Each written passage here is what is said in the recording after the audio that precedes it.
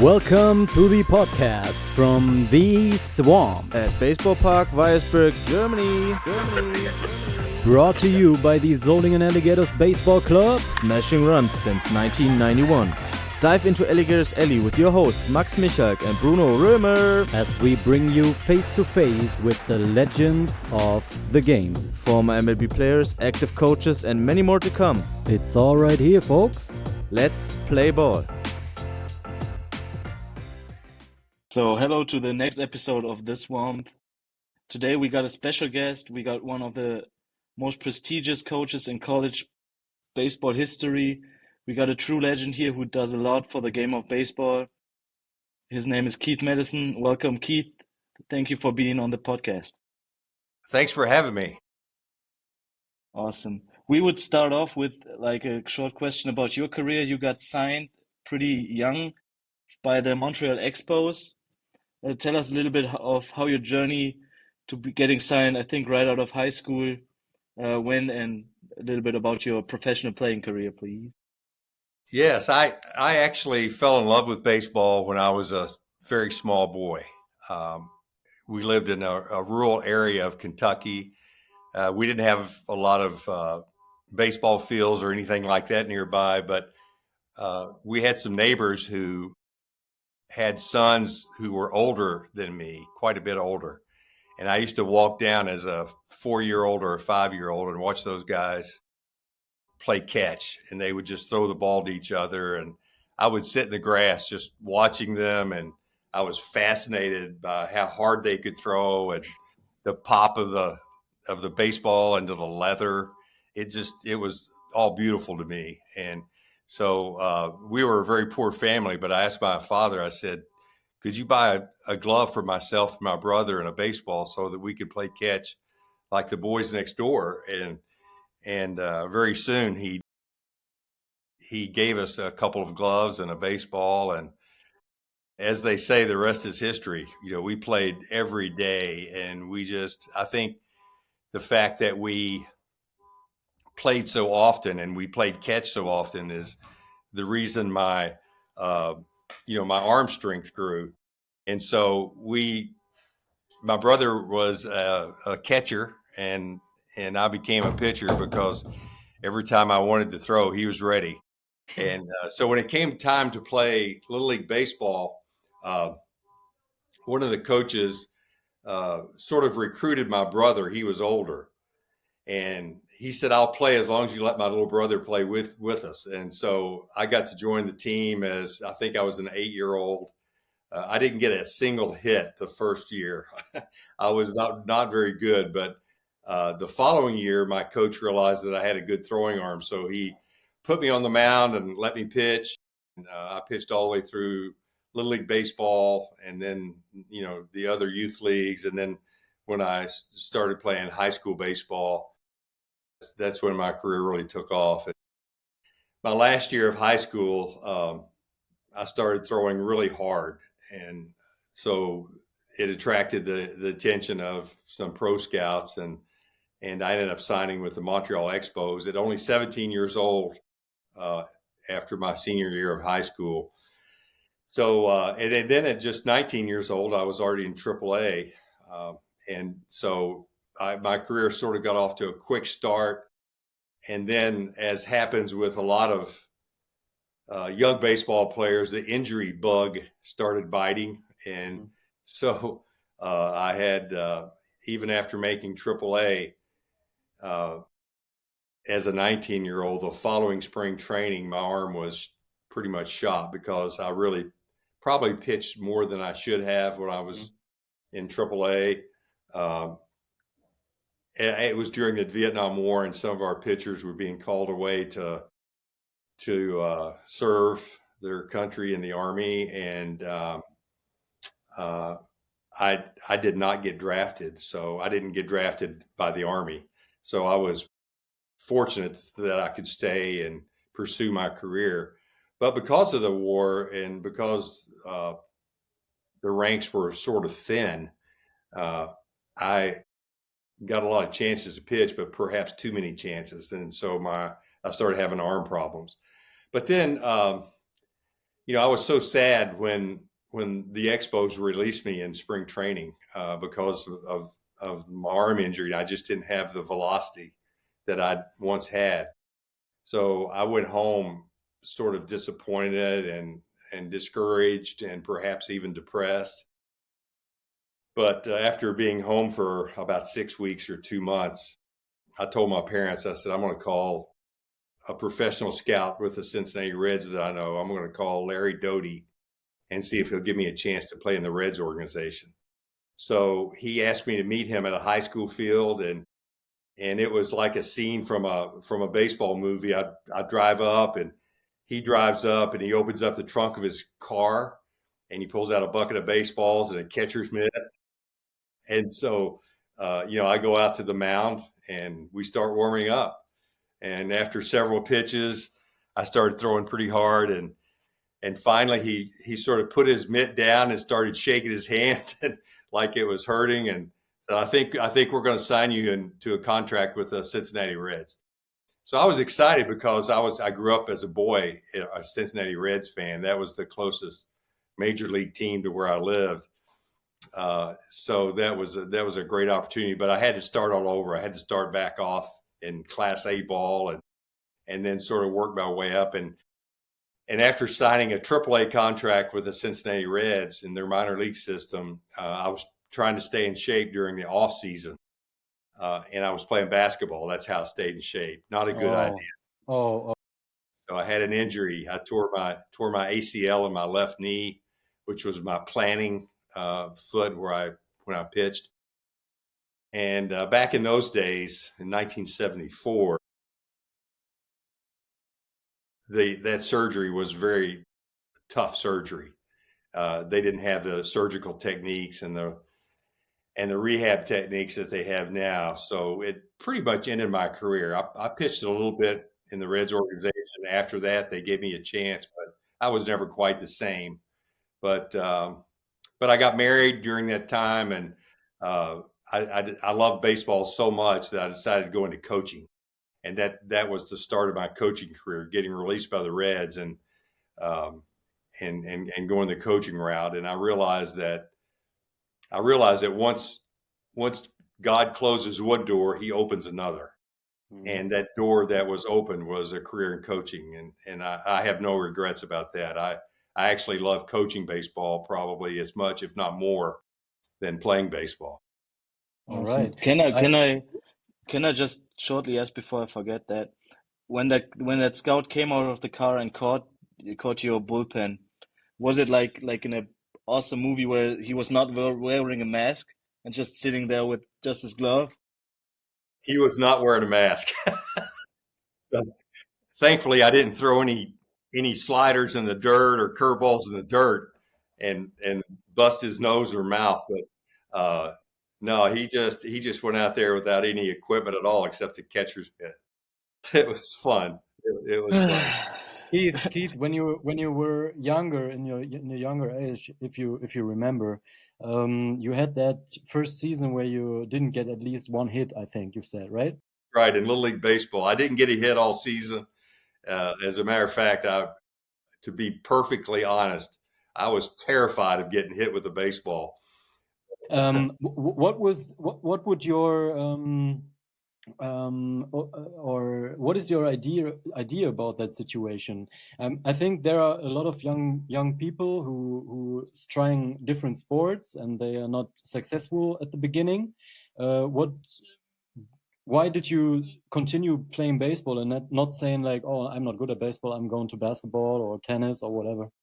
When I got older, I did play basketball as well as baseball, but I just think I loved the game so much that I knew I had to overcome being afraid of the ball because you guys may remember too, the first time you put a bat in your hand and you go out to a field and you're a kid and you're facing a boy maybe 3 years older than you, and he's bigger and stronger and he's throwing hard and his control's not very good. It can be terrifying, but that was, as a pitcher, that was my weapon too, because I threw hard, but when I was a young pitcher, I didn't know where it was going. And So the hitters were afraid to dig in. They were a little bit terrified as well. But I just love the game so much, Bruno, that I didn't want to give up. I just kept trying, and my brother and I practiced a lot, and I finally became more comfortable as a hitter. I never was a great hitter. Pitching was always my forte, but the hitting, I did enjoy hitting once I got over that fear. And I think there's always a little bit of healthy fear in hitters, but if you let it take over, you're never going to hit. You have to be the aggressor as the hitter, and as long as you're thinking about being the aggressor and hitting the ball back up the middle and making it a battle, then you can get the fear behind you. You want to think about hurting the baseball and not letting the baseball hurt you, if that makes sense. Of course. Just another question to some sentence you said. You said you had an arm injury, and it was I think pretty popular back in the days too. Just a couple of days ago, I read a study of the New York Yankees. I think they published it, where they showed up that there is an increase in arm injuries during the last couple of years. Yes. In my opinion, was that there is also a better preparation for the pitchers. What is your opinion about that? Why is it increasing so much? Yeah, I'm an old school guy, and I feel that pitchers in today's era pitch too much, but don't throw enough, if that makes sense. And what I mean by that is, I grew up throwing every day, and so I built up arm strength, and I conditioned my arm. So I only had the one injury. I didn't have serious elbow injury. But I think being overused in a competitive mode is dangerous for the arm. I think pitchers need rest after they pitch. But if I really think about it, and I think about growing up and throwing the baseball every day, just playing catch with my brother and long toss, I think that strengthened my arm. And I have spent a lot of time in the Dominican Republic with Score International, and we do free baseball clinics, and we take teams down there. And the Dominican boys throw every day. The little guys, 8 years old, 9 years old, 10 years old. Every chance they get, they're throwing a baseball. So I think they build up the strength and they build up the velocity. But once you start competing in those high leverage situations, the higher you go in baseball and the more competitive you become, it puts more stress on your arm. So once you get to that very competitive level, you have to be smart. And I know in America, one of the problems we have is our young guys are pitching from the month of, I would say year round, really, because in the winter they go to these showcases indoors, and then in the spring they start competing with their youth league teams or with their high school team, and then in the fall they play in fall leagues. So one of the things I've learned from doctors like Dr. Jim Andrews, who's probably done more Tommy John surgeries than any surgeon in America, and he really believes that pitchers need time off. They need to give their arm a rest. They need to give their arm at least 2 or 3 months of rest during the off season instead of going to so many showcases or camps. And then another thing that's different, Bruno, is that when I was growing up, we didn't play as many games. I would play when I was a teenager. I would play probably 20 to 25 high school games. And then we had a year, 25 a year. Yeah. And then in the Max, summer, that's quite similar to our season, right?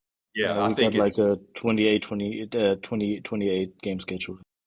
Yeah. see, I think that's good because when a young player starts playing too many games, if he starts pitching, playing in 50 or 60 games or 70 games a year, and he's pitching every fourth or fifth game, that puts a lot of stress on his arm. So I think pitchers today, even though athletes today are bigger and stronger, they throw harder. Uh, they still their arms aren't made to pitch in games year round. I think that's very detrimental. So I think it would be a good idea, like for instance, in the league you guys play in, uh, it's very good to give those guys time off and not force them to pitch so much. That's what causes the injury. Okay. All right. Awesome.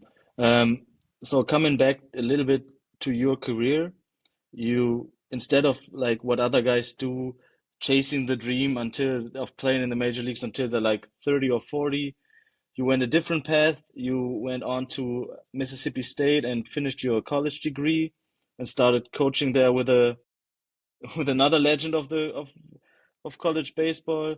And then you started being the head baseball coach of the University of Kentucky, your home state, with just 26 years old. Tell us a little bit of about that. Of like, I think it's a funny thing that you're maybe a little bit, maybe there's just like 3 or 4 years older than your senior players in college ball. Yeah, that's true. When I got released by the Expos, I was very young, and it it broke my heart. I was crushed. How old were you?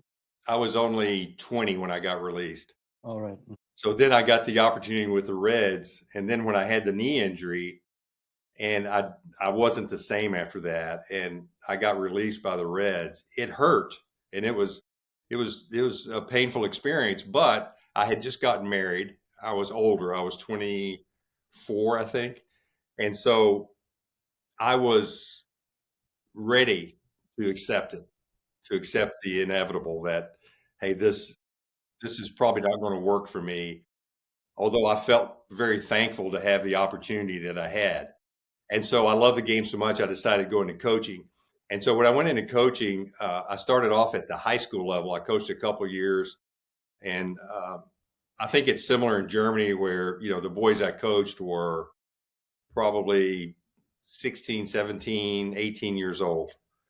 And so I did that for 2 years and had so much fun coaching young men at that age. But then I had this opportunity, like you said, Max, to go to Mississippi State University to earn my graduate degree, and I got to work for the legendary Ron Polk. He was a baseball encyclopedia. He knew the game.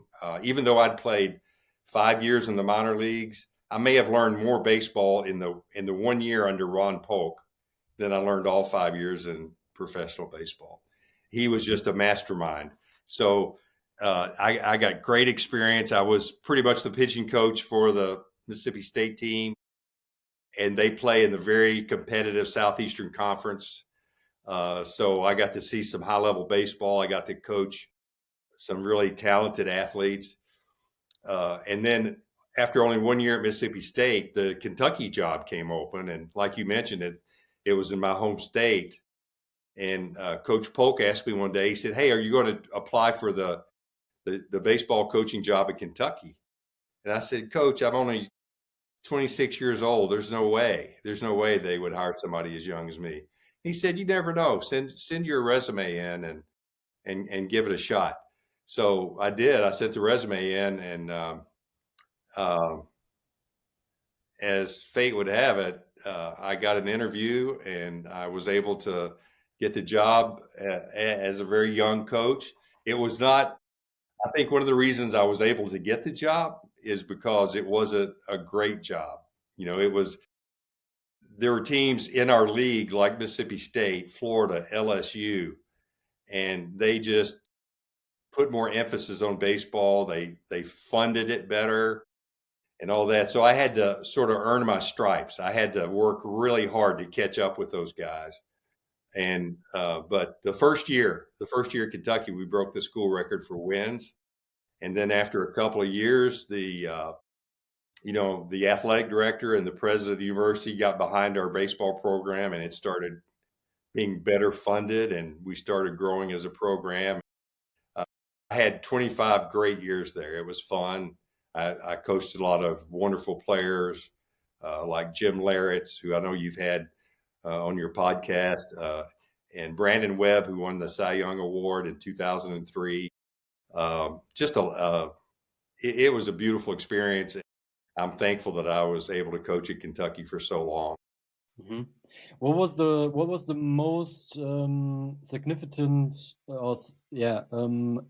the best moment and the worst moment for you personally? Probably the worst moment came right after the best moment.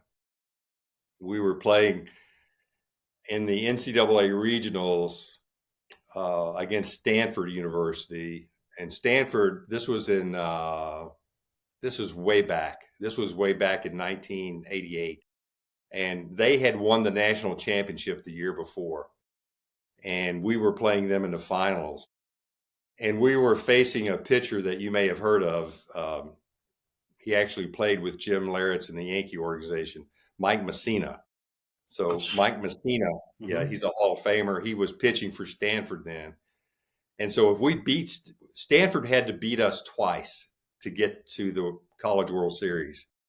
So we were in the winner's bracket, but we had to face Mike Messina, and he was very, very good. And so we lost to him, and then we were out of pitching at that point, and Stanford had another really good pitcher available.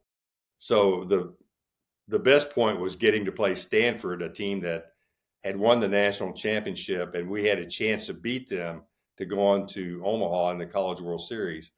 And then the next day was the worst moment, is when Stanford beat us and we were eliminated.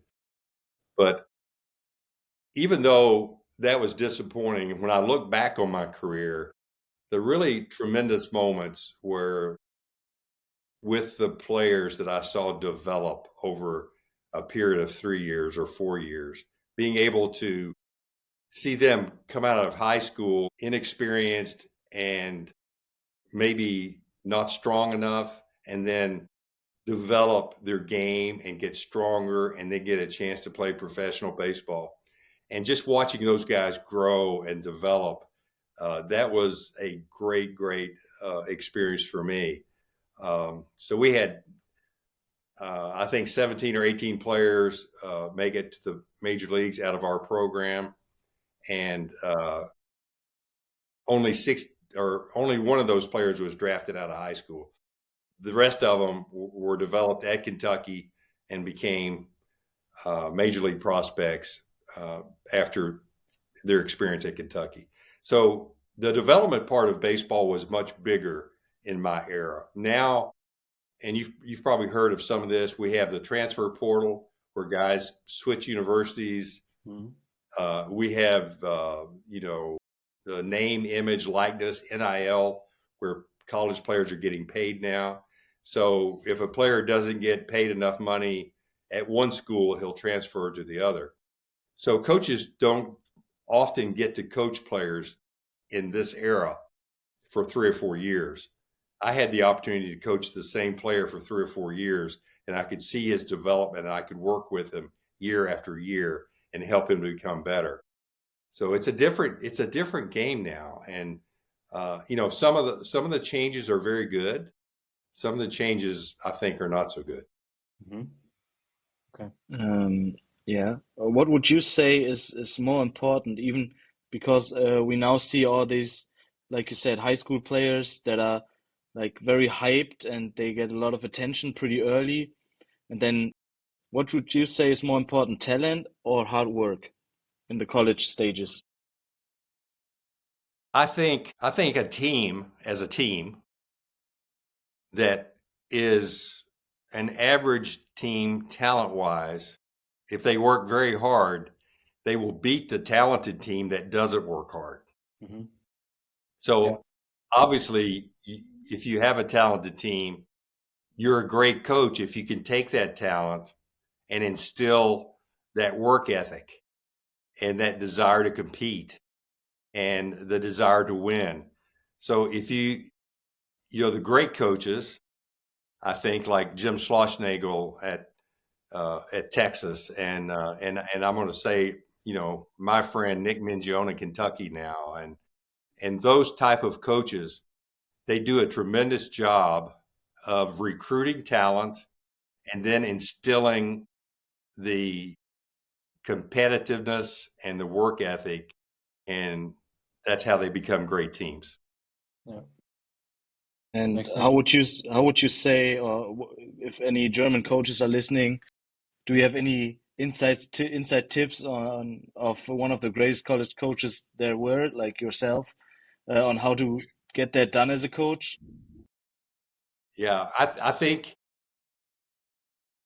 first of all, it starts with connecting with your athlete. If a coach can connect with his player and let that player know that you believe in him, and then if that player believes in his coach and if he trusts his coach and you connect in that way, now you have a chance to develop and really become better as a baseball player. So I think that connection factor is very, very important.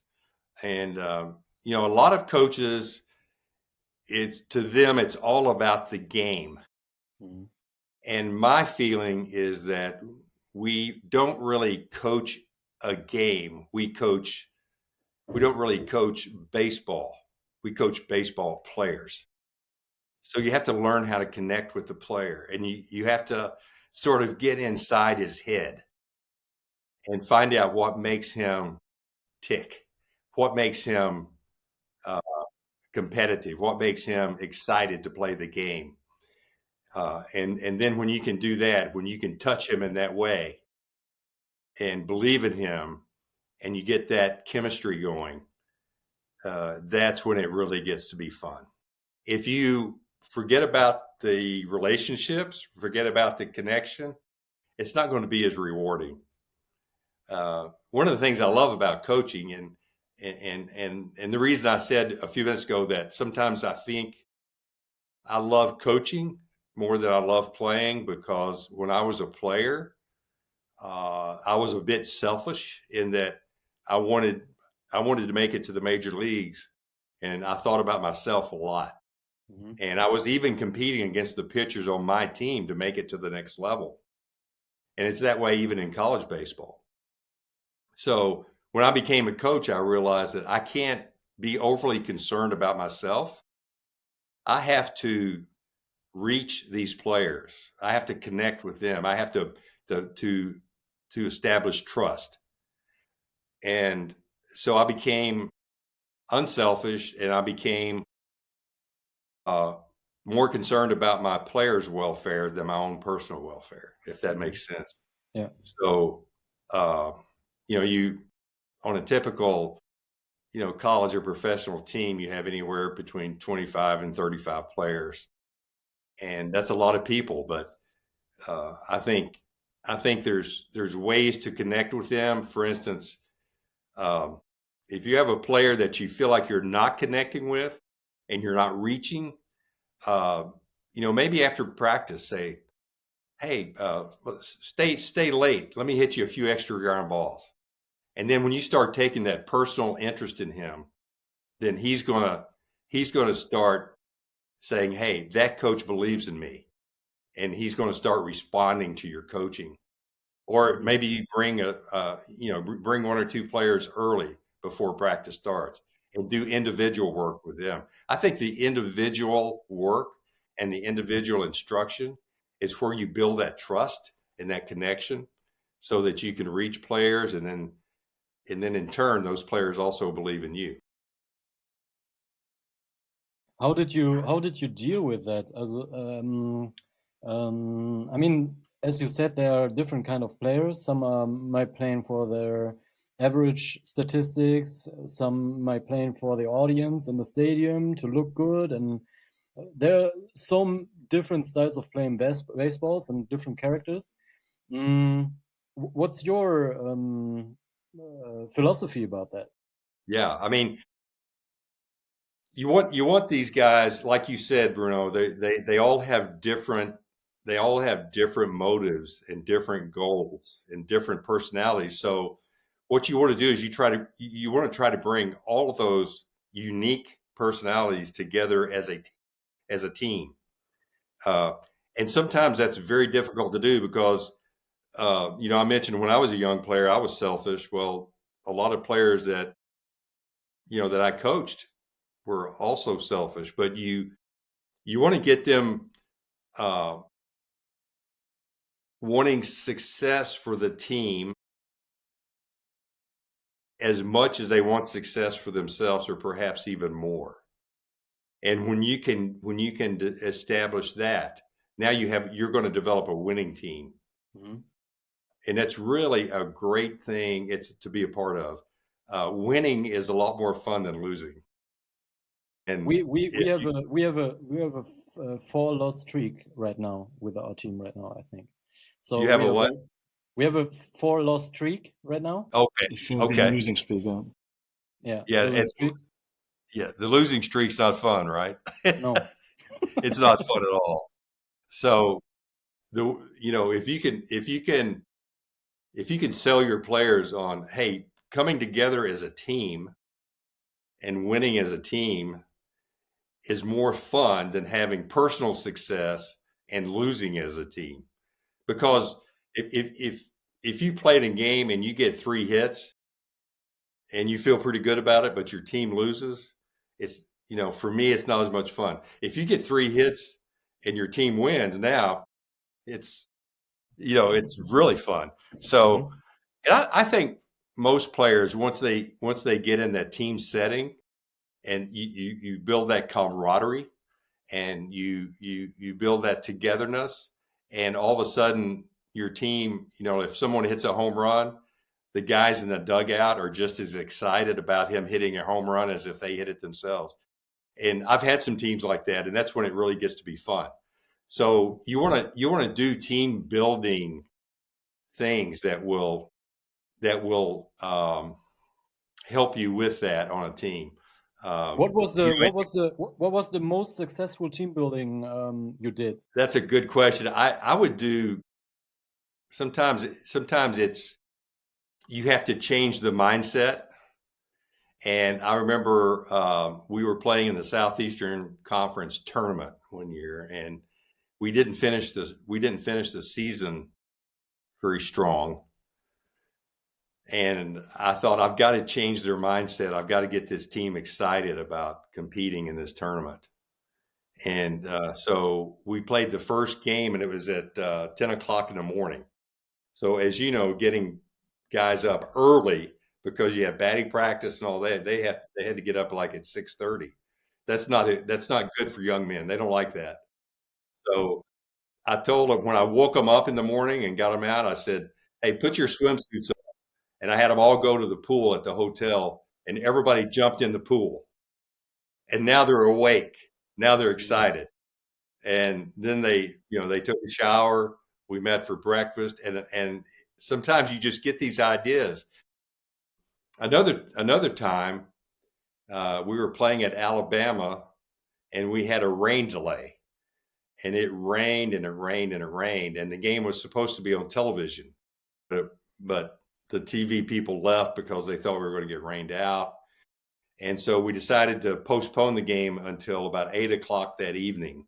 Mm-hmm. So I was in one dugout. I was in the opposing team's dugout. We were trying to figure out when we were going to start the game, and I was trying to get all the details. And I just happened to look over at my dugout, and all of our guys were sitting there with their heads down. They were dead. They were like disappointed that they didn't get to play. And they had do you guys have tarps for your fields where you cover the infield? Okay. Yeah, for the mountain, for the home plate. Some teams, I'm sure, do. So the tarp was on the infield, and there was a lot of water on the infield. So I thought, I've got to get this team fired up. And so I came out of the Alabama dugout, and I started running, and I did a tarp slide, and I slid about 40 or 50 feet on the tarp, and I came up like a pro wrestler, and like, yeah. And all of a sudden the team in my dugout, they came out and they're going, yeah. And so they were fired up for the game. So we win that night. And then other times, I would do other surprises for the team just to build, just for the bonding. Like, in the South, it's most people like watermelons in the South. It's a treat to eat a good, ripe, cold watermelon. So some days after practice, I would have someone bring in like 10 watermelons for the guys, and we would cut them up, and just to have that togetherness. And then one year, you can't do this anymore because you'd probably get sued, but we would have our guys box each other. We would get boxing gloves. Okay. I wanted to find out, hey, who's competitive, who's tough, who wants to win. And I learned a lot from my players watching them box each other. And some of them were very timid at the beginning, but once they took that first punch, they're ready to fight now. So we did a lot of different things to build that unity and to build that competitiveness. And some of those times are good memories. Yeah, I can imagine. Great stories. Yeah. So I could listen to those stories for I think 2 more hours or even longer. But I don't think we will have a good 3-hour podcast. Nobody's gonna listen to that. I think that's too much. You don't want to bore the people with my story, so. No, I think no, they're not boring. The exact opposite. Coming to you already mentioned the organization you also work with is the SCORE program. Can you tell us a little bit more about that? Yeah, SCORE International is when I retired from coaching, I was invited to go on a short-term mission trip. It was just 1 week to the Dominican Republic, and I really, to be honest with you, I made this commitment, and then I tried to back out because I was afraid that, the Dominican Republic is a Caribbean country and it's hot, and they have insects and animals that we don't have in America. And I thought, I'm probably going to get bitten by a tarantula or a scorpion or something, and I may not make it back alive. But I went, and it was such a tremendous experience because what we did on this particular trip is we would put on free baseball clinics for the boys in these remote, rather poor villages. And they would, we would have maybe 150, 200 players each day. And these kids loved baseball. I mean, they were so passionate about the game, and they were so excited to be instructed by American coaches. Not that we knew more than their coaches, but because they watch American baseball on television, and so they didn't really they didn't know me from Joe Torre. They just knew I was an American. So, but I think the kids love the game so much, and some of them came to the baseball field without shoes, and a lot of them came without a glove. They were mostly poor kids, but it didn't matter. They were going to play anyway. They would play barefoot, and they would try to catch the ball without a glove, or they would borrow a glove from a teammate. So it touched my heart. It re-energized me in terms of a baseball guy. It was like I wanted to be a part of that. So when I came back to America, I started collecting baseball gloves and shoes, and I started recruiting my buddies to go on trips with me. So since then, I've been on about 30 trips, and we've taken teams down to compete with Dominican teams. We've gone down to do the baseball clinics like I just talked about. And it's a Christian organization. So we do some really good humanitarian projects, like maybe the village where we do the baseball clinics. We'll take food, and there'll be a very small church in the village, and we'll distribute food to the parents of the players and the grandparents, and they are so very grateful to have more food, because I know in countries like, Germany and America or Great Britain, we almost always have food in our refrigerator, and we eat 3 meals a day, sometimes more. But we have, even though I was poor as a kid, I've never really truly been hungry. And the kids down there, they really go hungry. They eat sometimes one meal every 2 days, or if they're lucky, they eat one meal a day. So it's a big deal to distribute food to those villages. And then we visit orphanages. We just have a great time doing those humanitarian projects to try to help the people there. And baseball is bigger than life there. It's like, what is the favorite sport in Germany? Is it soccer? Yeah. It's the Yeah. real football, the one played with Yeah. your feet. I understand. Not the one you pass, the No, one no. the ball you kick, right? So, but like in America, I would say football has probably overtaken baseball as the number one sport in there. American football, and in baseball and basketball are up there too. But we have a lot of sports, just like you guys do. We have tennis, we have golf, we have all sorts of sports. Ice okay. Down in the Dominican Republic, No. mostly just baseball. Yeah. And they play basketball. They do some other things. Baseball is by far the most popular sport. So I use this comparison often, but in my state of Kentucky and in the state of Tennessee, if you put the states together, there's about 12 million people in the two states. Well, that's about the size of the Dominican Republic. But in Kentucky and Tennessee together, we have about 12 or 13 players playing in the major leagues from our states. The Dominican Republic has over 120. So that gives you an idea of how serious they are about baseball in that country.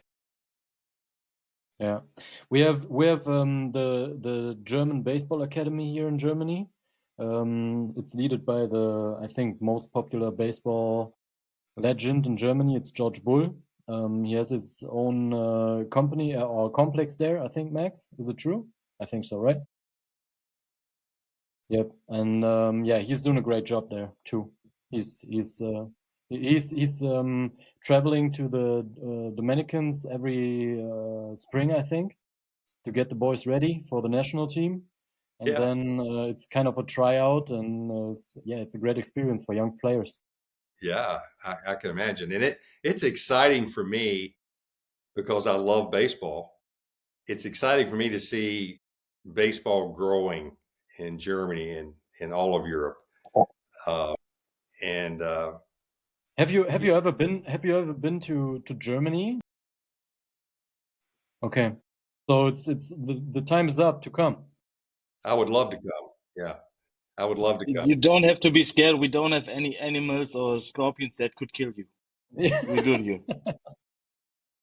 Yeah, I'm sure I would feel much safer in Germany, but I would love to come. I mean, my son, my oldest son, has been to Germany and he loved it. Where have you been to? He has been he went to Bavaria. Okay. Munich or Nuremberg? In Austria. He didn't go to Berlin or any of the big cities, I don't think. Okay. But yeah, he went to Nuremberg. Let's see, where else? I guess that is a big city, but and then he travels more than me. He just got back from the Italian Alps, so he's a world traveler.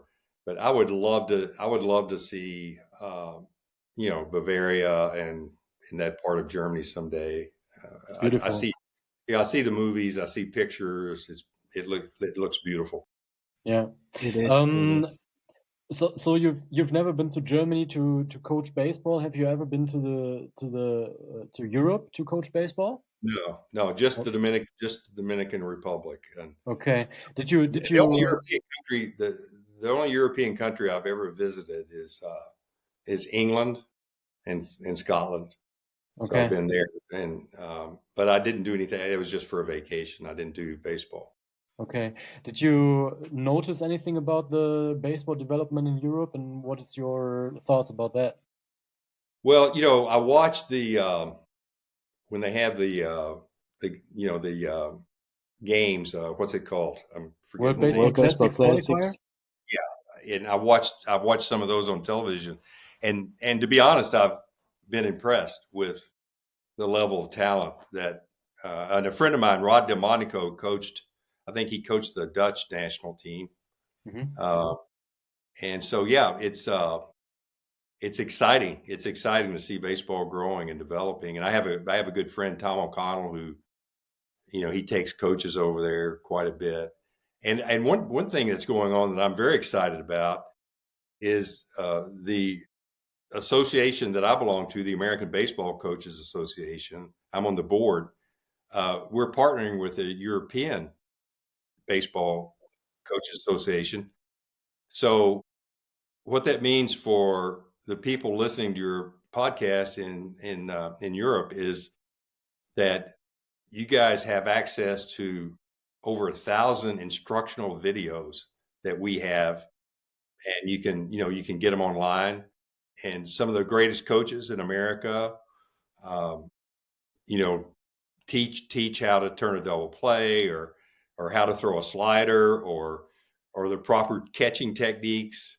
Uh, and so it's a vast uh, it's a vast library of knowledge within those videos, and I really encourage the coaches listening to if they don't belong to the European Baseball Association, they need to join and have access to what you guys do, but also all these videos that we have, and then we have the largest baseball clinic in the world. The ABCA does. We'll have 5,000 to 6,000 coaches attend, and we have some of the greatest coaches give live instruction on baseball, and also an incredible trade show. I just love walking around and seeing all the baseball equipment and gear, and so I think you guys told me once that you're going to be going to the ABCA convention in Columbus this year. Is that right? We want to, yeah. We hope so that it's gonna work. Is it this year or next year? I think it's Well, it's January. next January. It'll be the first week of January. Yeah, So yeah, we're it's planning on it. We have to see if that's it's possible, but I think and I hope it will happen. I hope it works out. I'd love to meet you guys in person, and you would enjoy the atmosphere at the convention because it's all baseball. Hmm. Everywhere you go, people are talking baseball, uh, and you would meet some really interesting people. And I would encourage you to go. But once again, I'm so excited about the European Baseball Association partnering with the American Baseball Coach Association so that we can sort of share each other's wealth of knowledge and Yeah. all that. In our last episode, I guess, or the one before, we had like John McLaren in our podcast, and Okay. he mentioned that he's developing baseball in Poland right now. That's great. He's doing the job there, and I was excited about that. It was great that this knowledge of baseball is in Poland to develop the baseball there. It's it's great. Yeah. So which country in Europe you think is more excited about baseball right now? Is it Germany, Italy? Well, I it's hard think to say. I think Bruno, you say it first what you think, because I think I I got a think different opinion. I think the Netherlands are the most dominant team in the European sector. I think it's still because of the colony stuff in the Curacao and the Sure. Caribbeans. Yeah. And I think yeah, Italy is pretty well. I think so. I think lately the Mets signed a Italy guy, right? Yeah, from Italy. Yeah. Yeah. And, obviously it's not in Europe, but, there's some Australian baseball players now that are playing Major League Baseball. Mm-hmm. And obviously Japan's been great for a long time. Yeah, we So have a lot of German players from the from the Baseball Liga. It's called the Deutsche Baseball Liga (DBL), and they are playing in the Australian Baseball League (ABL) in the during the off season in that's wonderful. Brisbane. And Yeah, it's fun to see baseball become truly an international sport. yeah, Yeah. that's absolutely true. I actually think Germany is doing what is he doing? Uh, I think Germany is doing a pretty good job this in the youth segment. And the last 3 years we won the European Championship in the under 12 section. This year we got, I think, into fourth place. And also the Czech Republic is doing a pretty good job because they're like a smaller country. They can play even more. Like they play 3 times a week, and they just last World Baseball Classics, the Czech Republic had a team going to that. I think in the whole of Europe, we're doing a very good job of taking the bigger countries and maybe getting on their nerves a bit while playing. That's great. So, uh, you have obviously you have youth leagues now, right? You have small boys that are learning to play, and I'm assuming maybe Little League baseball or some of those type organizations. Yeah. Mostly, I think right now our under 12 team is preparing for the World Championships in Taiwan. I think they're going there soon. Our under 15 national team is going, It's they are I don't know. I they think, are in Italy next week, and I am also there true. to do photos and content there. Ah, there was something I forgot. Uh, I think when the more you can get those small boys to start playing baseball and to fall in love with baseball like we all did, then the sport's just going to continue to grow and get better and better Yeah. in Europe and all around the world. Uh, but yeah, I would love to come over and sometime and be. I'll definitely talk to our mutual friend Duke Dickerson and see what we can That work would be out. great. maybe there's gonna be, because you also are publishing the Inside Pitch magazine on the platform of the ABCA. So maybe there's one day gonna be a whole magazine about baseball in Europe, Yeah, starring Bruno and me, maybe. yeah, absolutely. We could do that. As a matter of fact, we should do an article about baseball in Germany and even talk about your We podcast. should, of We could, course. yeah, we could do that. So I'll get to work on Oh, that, and Awesome. great. Nice. yeah, I'll get. Mama's I'll gotta be proud then. get All right. Also, and we'll let Duke Dickerson to be a part Yeah, of that of too, course. yeah. because Um, he pumps you guys up all the time. He's He's into he's it. he's your biggest Yeah. fan. Yeah, he's one of the best, that's true. Also, you wrote a book that's called Coaching with Purpose. right. Yeah, I just wrote a book. It is about some of the things we talked about earlier in the podcast. It's about how coaches can better connect to their players and how coaches have such an incredible opportunity to not only teach baseball and to build a championship team, but to also have great influence and a tremendous impact on each individual player. Because I don't know if it's like this in Germany or not, but in America, when I became a teenager, I had a great father. He was a wonderful man. But when I got to be a teenager, I didn't listen to him very much. I should have, but I listened to my coaches. If my coaches told me to jump up on the roof and jump back off, I would have probably done it because I was, they just had that much influence on me.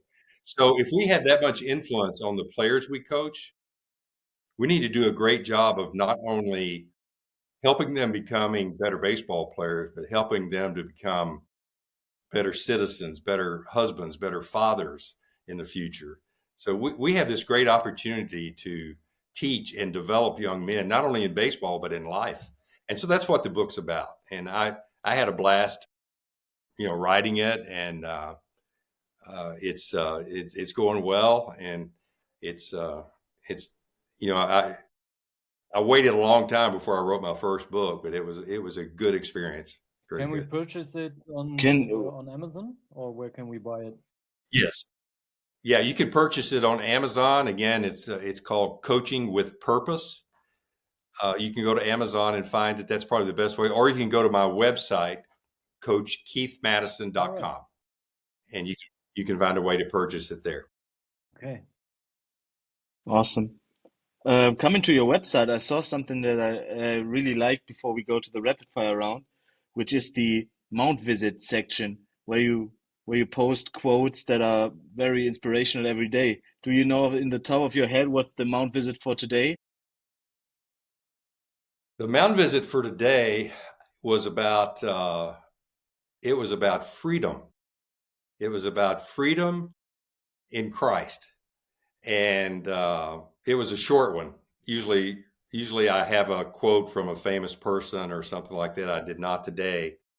But you can find those Mound Visits on my website. And I do about 5 of them a week because several years ago, when I first got out of coaching, one of my former assistant coaches he wanted to become a better person. He wanted to grow in his faith, and he wanted me to recommend a book to him. And so I recommended a book. And when he got finished with that, he asked me to recommend another book. I recommended another book. And finally I ran out of inspirational books about coaching and baseball. And so I started sending these Mound Visits out. And I thought, well, I can't recommend another book, but I'll just I'll encourage him every day.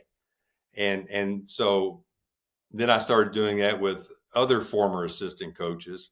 And then they would say, Coach, can you add this coach to your list, or can you add this person to your list? And I would add them. Well, now I have 670 on the list. I send 670 text messages every morning. It's just grown and grown. But it's a good thing because we all need encouragement. I heard someone say one time, or he asked this question, how do you know if someone needs to be encouraged? And I said, I don't know. And he said, if they're breathing.